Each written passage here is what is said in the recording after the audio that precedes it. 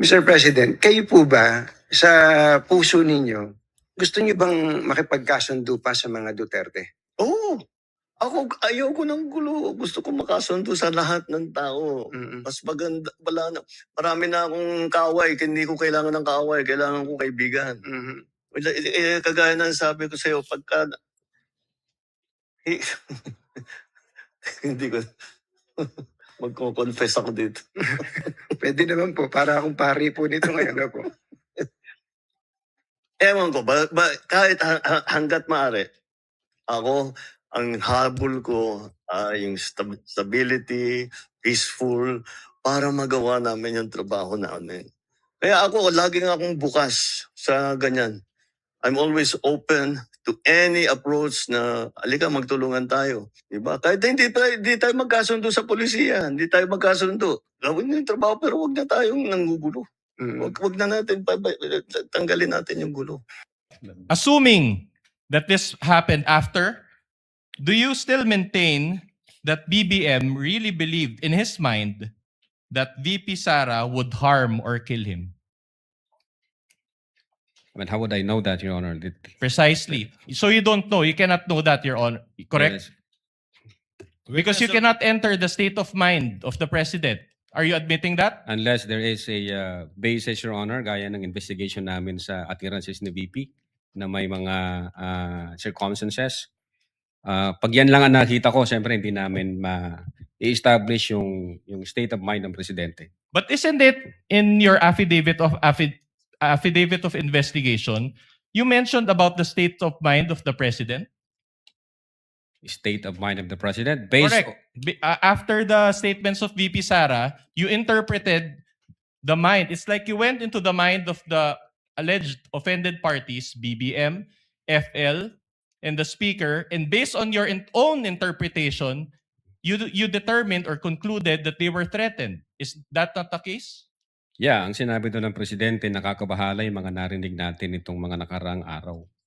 And then isa itong kriminal na pagtatangka, ito'y aking papalagan. So at that moment, the president took the utterances serious and real, sir. But you just based that on his own statement. You did not enter his state of mind, correct? Objection, Your Honor. I think, where is this leading?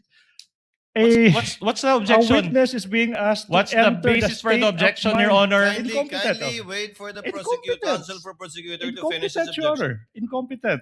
The witness already said that based on their investigation, based on the statement of the president after the event, he said that they determined that the president felt threatened. And the question now is, did you enter his state of mind?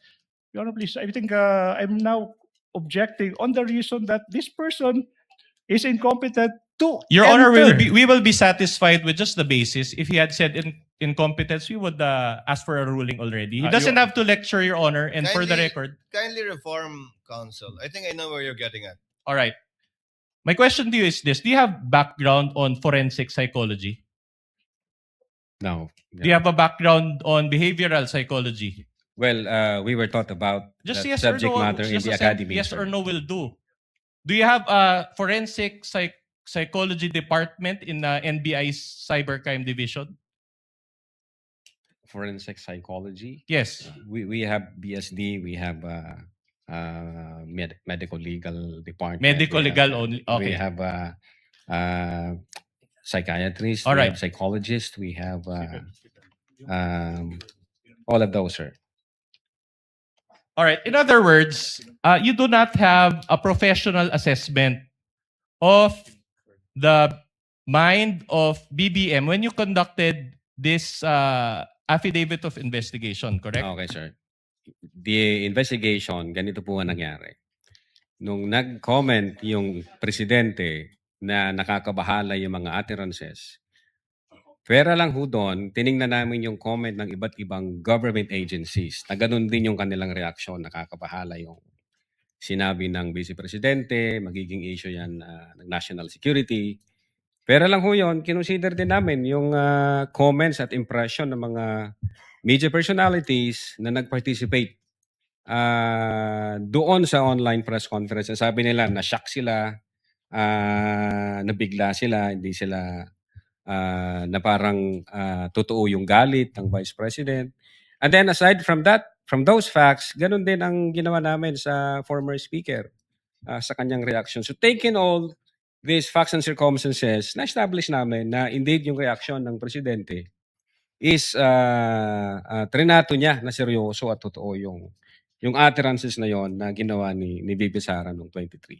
So ito ho, kaya lang dito, ipapakita nyo sa akin yan lang mag-isa, hindi namin nakita yung ibang circumstances.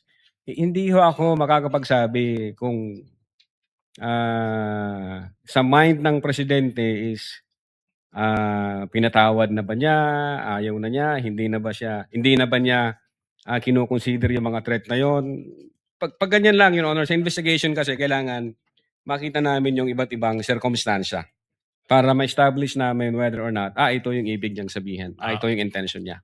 For the record, Your Honor, the date of the video is May 19, 2025. So this came after. 2025. So, mga 7 months, sir? Yeah. 7 months.